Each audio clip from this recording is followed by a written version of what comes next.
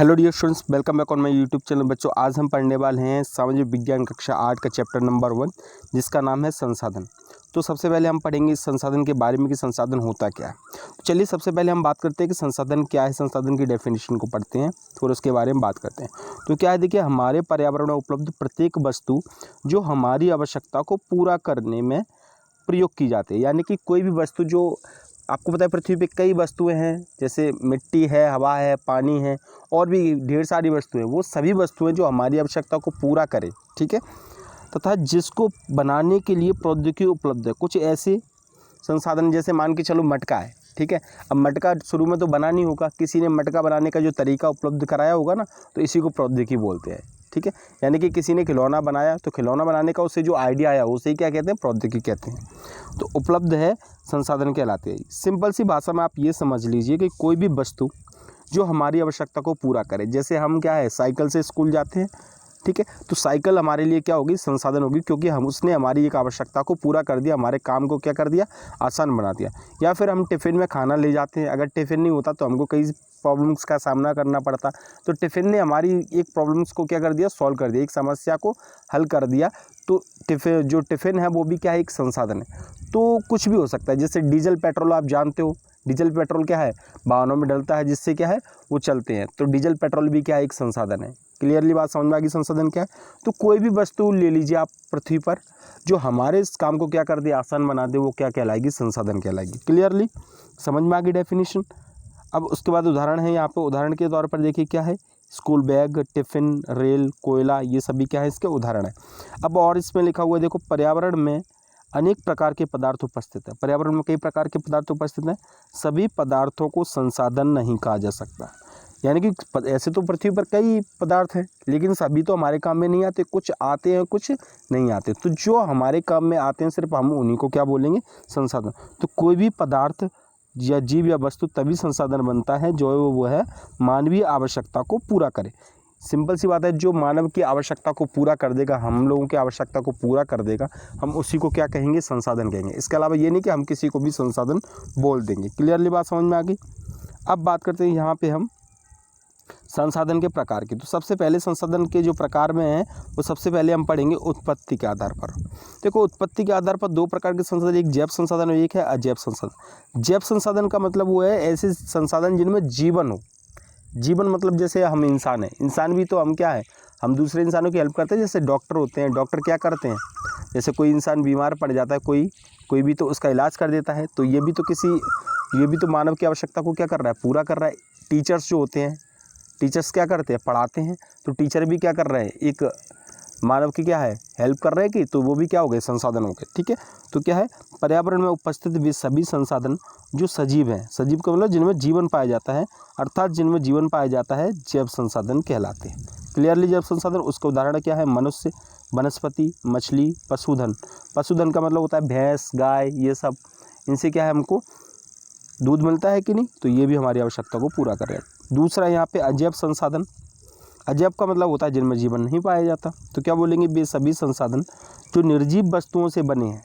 किससे, निर्जीव, यानी कि निर्जीव वस्तुओं से बने हैं, अजैव संसाधन कहलाते हैं। उदाहरण के लिए जैसे चट्टानें और धातुएं, सोना, चांदी, लोहा, ये सब क्या है, अजैव संसाधन में जीवन तो नहीं पाया जाता, लेकिन ये हमारी आवश्यकता को पूरा करते हैं। क्योंकि लोहे से देखो साइकिल बनती है, ठीक है, सोना हम पहनते हैं, आभूषण बनते हैं। तो ये सब क्या है, हम हमारे जीवन को आसान बनाते हैं। क्लियरली ये बात समझ में आ गई। इसके बाद पढ़ते हैं हम समाप्यता के आधार पर।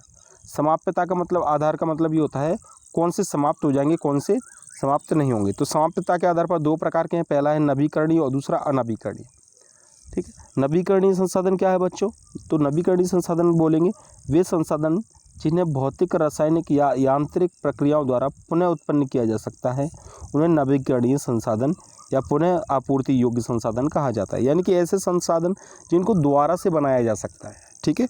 तो ऐसे संसाधनों को हम क्या बोलेंगे, नवीकरणीय संसाधन। जैसे पानी है, अब पानी देखो समाप्त हो जाता है, लेकिन पानी बरसता भी तो हर साल, तो पानी कभी समाप्त नहीं होगा, ठीक है। और भी है, जैसे सौर ऊर्जा, सूर्य से आने वाली जो रोशनी है वो कभी कम हो सकती है, क्या नहीं हो सकती, क्योंकि रोज़ सुबह होगी और रोज़ रोशनी आएगी। तो क्या है, ये भी है। क्लियरली जो, तो उदाहरण क्या है, सौर ऊर्जा, पवन ऊर्जा, जल, वन और ये सभी। क्लियरली इसके बाद हम बात करते हैं यहाँ पे अगला है अनवीकरणीय संसाधनों के बारे में बात हम करेंगे, ठीक है। तो अनवीकरणीय संसाधन क्या होंगे बच्चों? तो अनवीकरणीय संसाधन क्या होंगे? वे सभी संसाधन जिनकी निर्माण प्रक्रिया बहुत धीमी है, यानी कि ऐसे संसाधन जो कई हजारों सालों में बन के तैयार होते हैं, ठीक है, लेकिन खर्च उनको लोग बहुत ज़्यादा करते हैं। तो ऐसे संसाधन क्या है, समाप्त हो जाएंगे, क्योंकि ये बनते बहुत समय में हैं। जैसे इनको 100 साल लग जाते हैं बनने में और लोग इनको 2 साल के अंदर ही इसको ख़त्म कर देंगे। क्लियर? तो ये संसाधन तो क्लियरली बात है कि ये क्या हो जाएंगे, किसी न किसी दिन क्या हो जाएंगे, समाप्त हो जाएंगे। तो क्या है, वे सभी संसाधन जिनकी निर्माण प्रक्रिया बहुत धीमी है, इन संसाधनों की मांग बहुत अधिक है, ठीक है, यानी बनते तो बहुत स्लो स्पीड से हैं और जिसकी मांग बहुत ज़्यादा है, अतः इन संसाधनों को हम समाप्त होने का खतरा बना रहता है। इन्हें क्या कहते हैं? अनवीकरणीय संसाधन कहते हैं। क्लियरली आपको बात समझ में आ गई क्या होता है अनवीकरणीय संसाधन, ठीक है। जैसे कि पेट्रोलियम आप जानते हो कितना महत्वपूर्ण आज की डेट में, सबसे ज़्यादा पेट्रोल यूज़ होता है और लेकिन इसकी जो बनने की प्रक्रिया बहुत धीमी है, इसीलिए जो पेट्रोल है वो किसी न किसी दिन क्या हो जाएगा, समाप्त हो जाएगा और फिर दोबारा से नहीं आएगा। क्लियरली समझ में आ गया नवीकरणीय संसाधन। अब हम बात करते हैं यहाँ पे स्वामित्व के आधार पर। अब स्वामित्व के आधार पर संसाधन कितने प्रकार के होते हैं बच्चों? स्वामित्व के आधार पर सबसे पहले व्यक्तिगत संसाधन। व्यक्तिगत संसाधन का मतलब क्या है? व्यक्तिगत का मतलब होता है पर्सनल, यानी कि जिस पे सिर्फ एक व्यक्ति का अधिकार हो उसे क्या कहेंगे? व्यक्तिगत संसाधन। क्लियर?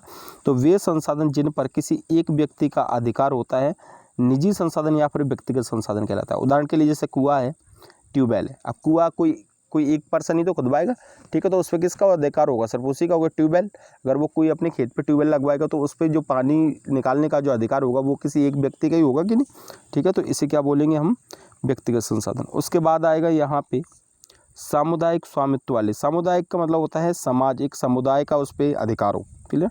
तो यहाँ पे क्या बोलेंगे? वे संसाधन जिन पर किसी समुदाय का मतलब होता है जैसे गाँव, शहर और मोहल्ला का आदि का अधिकार होता है, सामुदायिक संसाधन कहलाता है। उदाहरण के लिए सामाजिक पार्क, जैसे गांव के अंदर कोई पार्क है तो गांव के अंदर जो पार्क होगा उस पर सबका अधिकार होगा। सरकारी स्कूल मान के चलो गांव में है तो उस पर भी क्या होगा? सबका अधिकार होगा। या फिर कोई भवन सरकारी बना हुआ है जो कि गांव में बना हुआ है तो उस पर भी क्या होगा? किसी उसी गाँव का। तो जैसे शमशान है तो शमशान पे भी क्या है? सभी का अधिकार होता है। सार्वजनिक नलकूप, सरकारी जो भी चीज़ें होती हैं उन सब पर क्या है? उसे हम सार्वजनिक संसाधन कहते हैं। क्लियर? उसके बाद है अगला यहाँ पे राष्ट्रीय संसाधन। अब राष्ट्रीय संसाधन क्या होते हैं? वे सभी संसाधन जिन पर राष्ट्र का अधिकार होता है राष्ट्रीय संसाधन कहलाते हैं। तकनीकी तौर पर देश में पाए जाने वाले सभी संसाधन राष्ट्रीय संसाधन है, यानी कि जितने भी संसाधन हैं उन पे सरकार का हक तो कहीं ना कहीं है। क्लियर? तो सरकार जिसको चाहे वो अपना संसाधन बना सकती है। तो सभी संसाधन जो देश के संसाधन वो कौन से? राष्ट्रीय संसाधन। उसके बाद आता है यहाँ पे अंतर्राष्ट्रीय संसाधन। अंतर्राष्ट्रीय संसाधन क्या होता है बच्चों? तो वे संसाधन अंतर्राष्ट्रीय संसाधन कहलाते हैं जिनका नियंत्रण अंतर्राष्ट्रीय संस्थाओं के द्वारा किया जाता है, यानी जिन पर अंतर्राष्ट्रीय संस्थाओं का अधिकार होता है उन्हें क्या कहते हैं? अंतर्राष्ट्रीय संसाधन कहते हैं। उसके बाद आएगा यहाँ पे विकास के आधार पर। अब विकास के आधार पर 2 प्रकार के संसाधन। नंबर 1 संभावित संसाधन।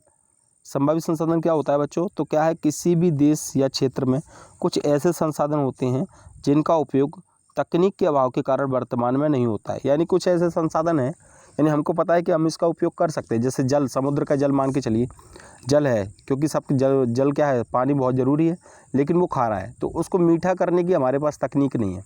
तकनीक है भी तो बहुत महंगी है, ठीक है।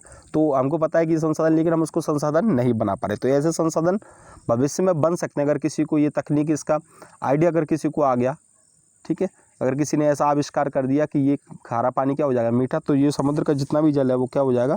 हमारे उपयोग में आ जाएगा। तो इस समुद्र के जल को हम क्या बोल सकते हैं? संभावी संसाधन बोल सकते हैं। उसके बाद आएगा यहाँ पे विकसित संसाधन क्या होते हैं? तो विकसित संसाधन वे संसाधन होते हैं जिनका सर्वेक्षण हो चुका है और जिनके उपयोग के लिए गुणवत्ता निर्धारित की जा चुकी है, ठीक है। तो ऐसे संसाधन को हम क्या बोलेंगे? विकसित संसाधन बोलेंगे। क्लियर? तो ये टाइप के संसाधन के। अगर आपको ये वीडियो पसंद है तो वीडियो को लाइक कर दिए और चैनल को सब्सक्राइब कर दीजिए। Thank you.